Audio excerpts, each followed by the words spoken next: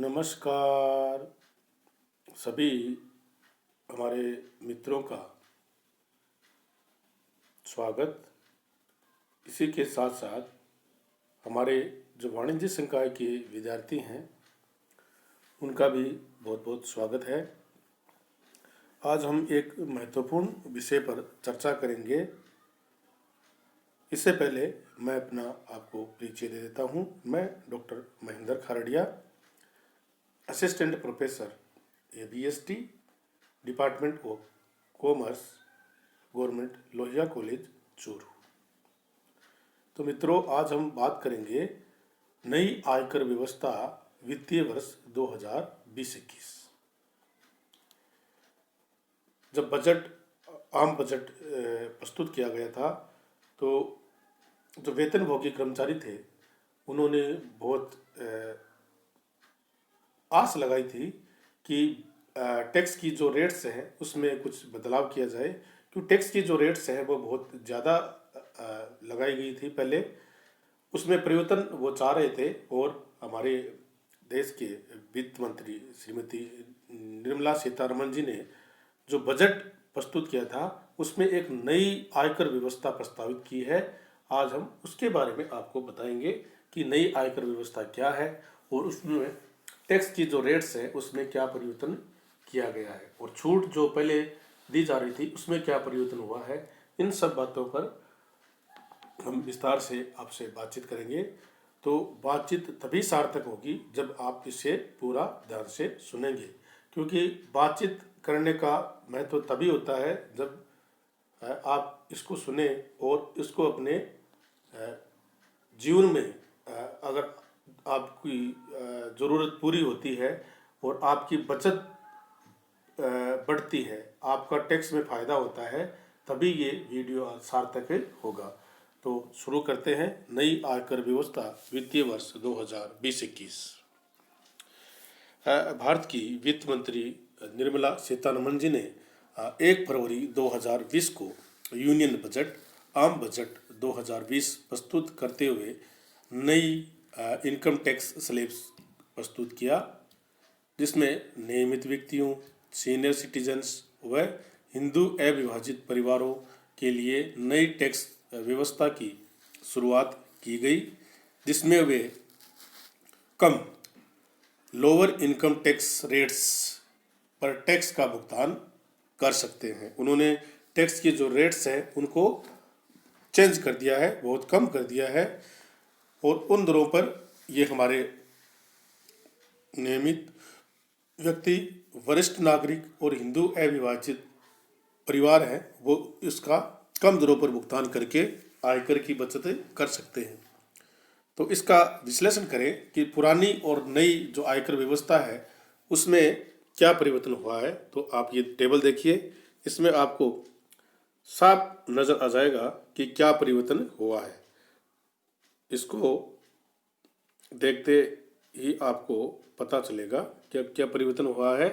कि ये आपकी इनकम टैक्स स्लैब्स है, ये आपकी न्यू रेट्स हैं और ये आपकी अर्लियर रेट जो पुरानी रेट चल रही थी वो है।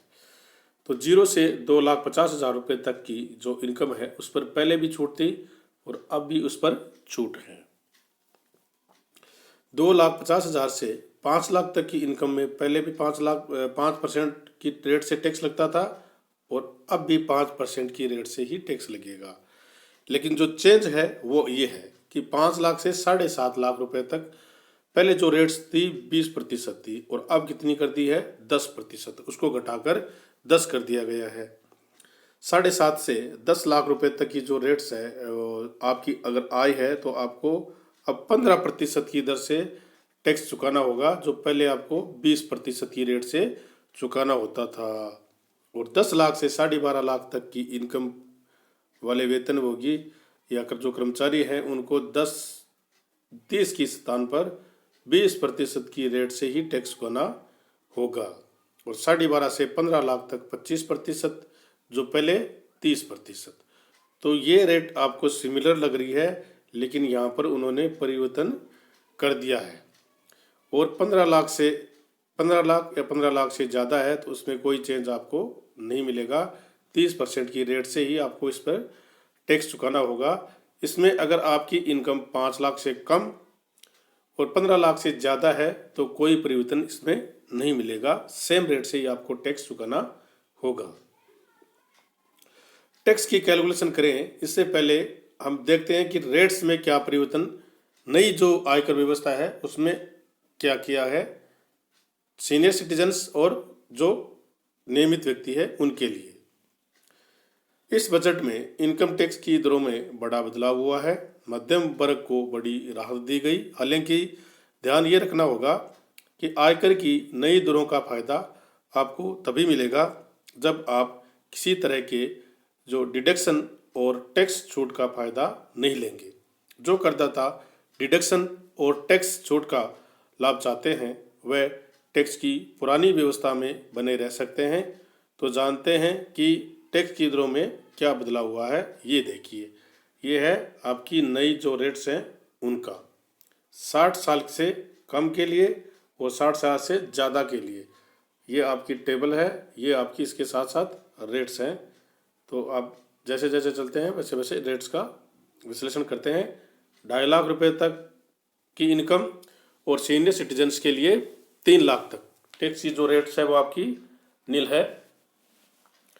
2.5 लाख से 5 लाख रुपए तक, और यहाँ 3 से 5 लाख रुपए तक की रेट पर 5% की रेट से टैक्स लगता था, जो कि पहले कितना था, पहले भी ये कितना था 5% ही था।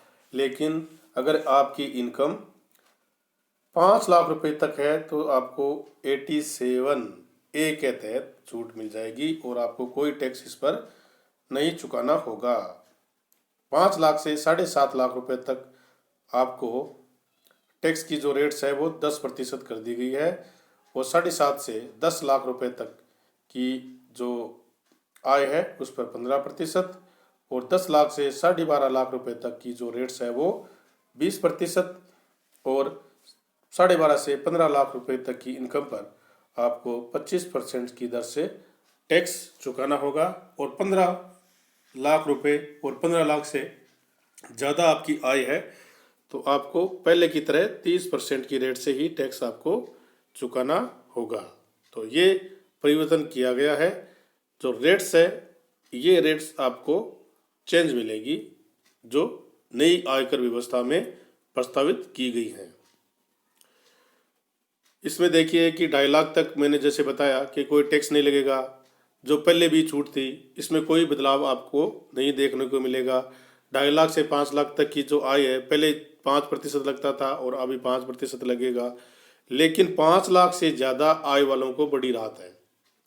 अगर आपकी इनकम 5 लाख रुपए से 7.5 लाख रुपए है तो 10% की छूट है वो आपको मिल जाएगी,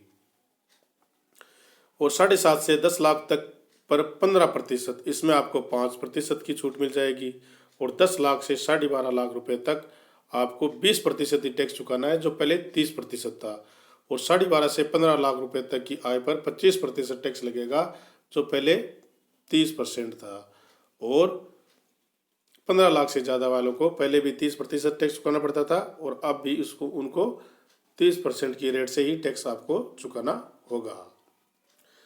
स्लैब्स और टैक्स रेट्स को लेकर अपने बजट भाषण में वित्त मंत्री निर्मला सीतारमण जी ने एक नया प्रस्ताव रखा था, और प्रस्तावित इनकम टैक्स स्लैब के बारे में आपको जानकारी दे दी गई है। लेकिन इससे पहले जान लीजिए कि नई टैक्स का लाभ उठाने के लिए आपको आयकर में 70 तरह की छूटों और कटौतियों से समझौता करना होगा।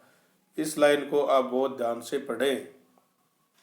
कितनी छूटें को फायदा आपको नहीं मिलेगा अगर आप नई व्यवस्था बनाते हैं 70 तरह की, जिसमें छूट आपकी कौन कौन सी शामिल है, धारा 80C, 80D, 80TTTA और 80TTB की छूट भी इसमें शामिल है। ये छूट आपको नहीं मिलेगी अगर आप नई आयकर व्यवस्था को अपनाते हैं तो। हालांकि कुछ ऐसी छूटें हैं जिनमें कोई बदलाव नहीं किया गया है, आप इनका लाभ उठा सकते हैं। तो आप अपनी इनकम पर टैक्स का कैलकुलेशन करें इससे पहले ध्यान रखिए और आकलन कीजिए कि आपको पहले वाले टैक्स स्लैब में ज़्यादा फायदा होने वाला है या नई टैक्स स्लैब में आपको ज़्यादा फायदा होने वाला है। हालांकि प्रस्तावित नया टैक्स अगले वित्तीय वर्ष में वैकल्पिक व्यवस्था के तहत लागू किया गया है। आप पुरानी व्यवस्था में बने रह सकते हैं और अगर आप चाहते हैं कि नई व्यवस्था आपको सूट करती है तो नई व्यवस्था से भी आप टैक्स चुका सकते हैं। नई आयकर व्यवस्था में जो छूट जारी रहेंगी उसके बारे में बता दें कि नियोक्ता से प्राप्त ग्रेच्युटी, अगर आपको नियोक्ता से कोई ग्रेच्युटी की राशि प्राप्त हो रही है तो उस पर आपको छूट जारी रहेगी और ग्रेच्युटी का भुगतान नियोक्ता द्वारा कर्मचारी को किया जाता है। और अगर कोई कर्मचारी लगातार 5 वर्ष कार्य करता है तो उसके बाद वह ग्रेच्युटी प्राप्त करने का अधिकारी हो जाता है।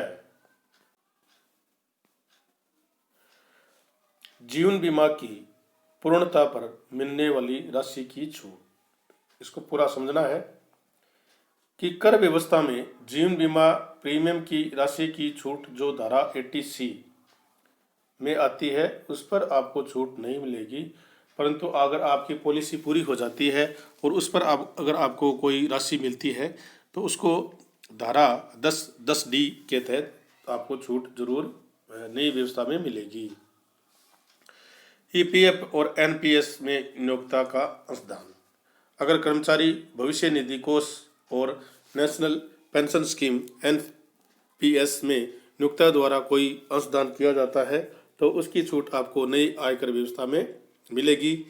EPF NPS सुपर एनुएशन फंड में अधिकतम जो सीमा है वह 7.5 लाख रुपए तक की है, इससे ज़्यादा की छूट आपको नहीं मिलेगी। और नेशनल पेंशन स्कीम की मेच्योरिटी पर मिलने वाली राशि की छूट है वो 60% तक की है, इससे ज़्यादा पर आपको छूट इस पर नहीं मिलेगी। 60% अगर आपको राशि मिलती है नई पेंशन स्कीम में जब मेच्योरिटी हो जाती है तब, तो उस पर छूट जारी रहेगी। PPF के ब्याज और मेच्योरिटी पर मिलने वाली राशि की पर छूट, PPF के ब्याज और जो छूट है,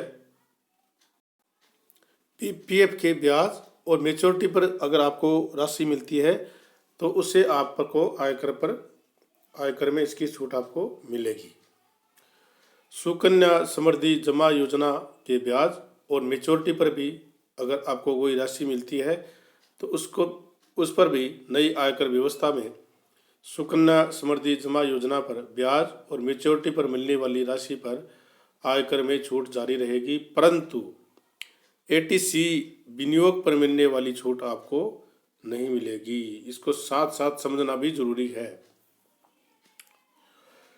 नियोक्ता से मिलने वाला उपहार की राशि, अगर नई आयकर व्यवस्था में नियोक्ता द्वारा कर्मचारी को दिए जाने वाला उपहार की जो राशि 5,000 रुपये तक टैक्स के दायरे से बाहर है, इस पर आपको कोई टैक्स नहीं चुकाना होगा।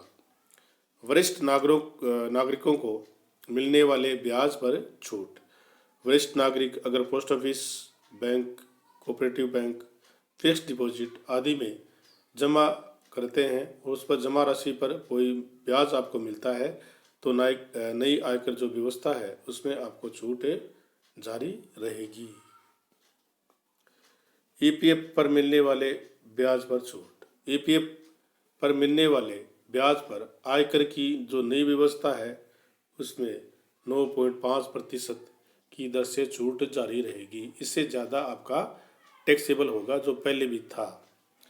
नई आयकर व्यवस्था में जो टैक्स स्लैब है EPF पर मिलने वाले ब्याज की छूट टैक्स के दायरे में नहीं आएगी, टैक्स उस पर आपको नहीं चुकाना होगा। बहुत ही महत्वपूर्ण बात है जो आपको नोट करनी चाहिए। और जो कर छूट और कटौती में जो परिवर्तन किया गया है वो देखिए, जो मैं बता रहा हूँ ये अगर आप नई आयकर व्यवस्था अपनाते हैं तो ये छूट आपको नहीं मिलेगी। जैसे धारा 80C में इन्वेस्टमेंट की, मकान किराए भत्ते की, आवास ऋण पर ब्याज की, मेडिकल बीमा प्रीमियम की, यात्रा भत्ते की छूट, स्टैंडर्ड डिडक्शन की, बचत बैंक ब्याज, शिक्षा ऋण पर ब्याज आदि की छूट आपको इस नई आयकर व्यवस्था में नहीं मिलेगी, परंतु ये छूट आपको मिलती रहेगी किराए में मानक कटौती से होने वाली आय, जिनमें कृषि आय, छंटनी का मुआवजा, वीआरएस की कार्रवाई पर मिलने वाली नकदी की राशि, इन सब पर छूट आपकी पहले से जारी रहेगी। ग्रेजुएटी की छूट भी आपको जारी रहेगी। नई कर व्यवस्था के अनुसार आपको आयकर अधिनियम के विभिन्न वर्गों के तहत 80 से लेके 100 से ज़्यादा कर छूट का त्याग करने की आवश्यकता है, परंतु ध्यान ये रखना है कि केंद्रीय बजट 2020 में प्रस्तावित स्लैब पूरी तरह से वैकल्पिक है और ये पुराने कर स्लैब या नए का चयन करने के लिए करदाता पर निर्भर करता है कि वो किए गए परिवर्तनों पर एक राय बनाने के लिए आपको अपने कर की गणना सावधानीपूर्ण करने की आवश्यकता है और देखना है कि आपको अधिक बचत करने में कौन सी व्यवस्था से छूट मिलती है। आयकर व्यवस्था पूरी तरह से वैकल्पिक है। करदाता चाहे तो छूट के साथ, कटौती के साथ पुरानी व्यवस्था में रह सकते हैं, परंतु ध्यान ये रहे कि एक बार नई कर व्यवस्था को चुनने के बाद व्यवस्था आगामी वर्षों में भी लागू रहेगी।